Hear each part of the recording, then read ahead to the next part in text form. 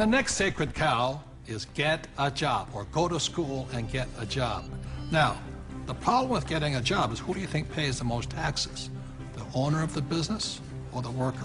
To that, I'll turn to my accountant here, Tom. Well, it's clearly the employee who's paying the most taxes.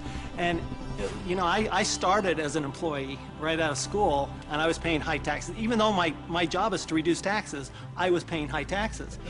And then I started, I know, ironic, isn't it? and then about 15 years ago, I started my own business. I started my own CPA firm, and I was now self-employed, and I was even paying more taxes. So it wasn't until I started acting like a bigger business and was really a significant sized business that I started paying less taxes. And it's because it's the business owners, and it's the entrepreneurs, and it's the investors, the active investors, that really pay the least amount of taxes. Time out. During this program, you'll hear a lot about E, S, B, and I, also known as a cash flow quadrant. E stands for employee. Employees have a job. S stands for self-employed small business or specialist, like a doctor or lawyer. These people own a job.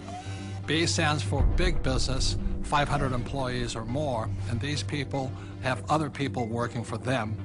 And I stands for an investor, and investors have their money work for them. Now, my poor dad always said to me, go to school and get a job, and he wanted to become an employee or a specialist like a doctor or a lawyer. My rich dad said, if you want to be rich, you have to be on the business owner or the I side. And that's the difference between my rich dad and my poor dad. If you look at the cash flow quadrant, you have the E, S, B, and I. The people that go to school are on the E and the S side. The S stands for specialists like a doctor or a lawyer, and E's are employees. But doctors and lawyers pay the highest taxes, right? Oh, by far. It's those people that are self-employed, because not only are they paying the highest income taxes, they also get the privilege of paying Social Security taxes and Medicare taxes on everything they earn. So they're paying extra taxes just to be in that S quadrant. Right, so when you go to school, again, there's academic and professional. You go to school, and my mother wanted me to be a doctor. If I had followed in that footsteps, I'd be paying the highest tax possible. And they make a lot of money, but they pay the highest percentage in taxes. So that's why this relates back to go to school. That's right, and they actually have the fewest options of reducing their taxes. The tax laws are really geared towards those people who are creating jobs. You know, and those are the entrepreneurs, those people who are creating housing and, you know, building real estate, because that's, the government understands, that's what we need.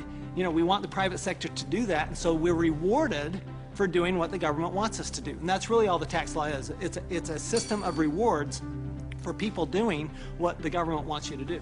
Plus, you know, the other part of it, too, is this whole idea of getting a job. There was some kind of a myth out there that goes with get the job, get a safe, secure job. And so that by getting a job, somehow you're going to be taken care of for the rest of your life. And all you got to do is pick up any paper to see how many tens of thousands of people are losing their jobs. There are no safe, secure jobs. And now we're competing with India and Asia for jobs that were sacred to America at one point in time.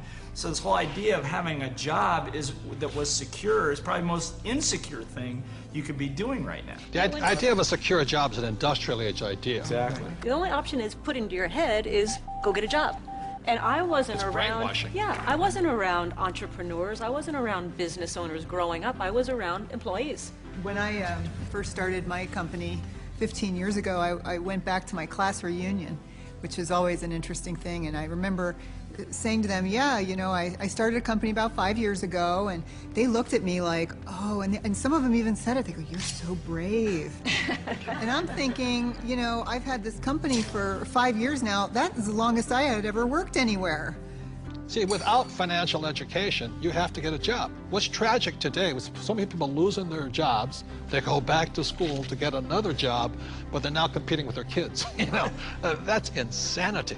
So we're not saying jobs are bad. We're just saying as entrepreneurs, our job is to create jobs. The government doesn't really create jobs. They need more entrepreneurs. I didn't even know there was another option growing up. I didn't know there was another option. I didn't know. I thought all you could do was get a job.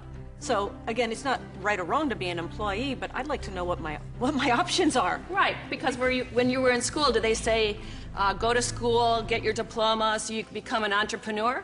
No. I mean, you'll never hear that in the school system. No, they said work your way up the ladder, get the bigger Get a better paycheck, job. get a better Go to college job, to get a higher better pay. job. But you're right, job is the only option that you'll hear in school as a rule. And job stands for just over broke, you know?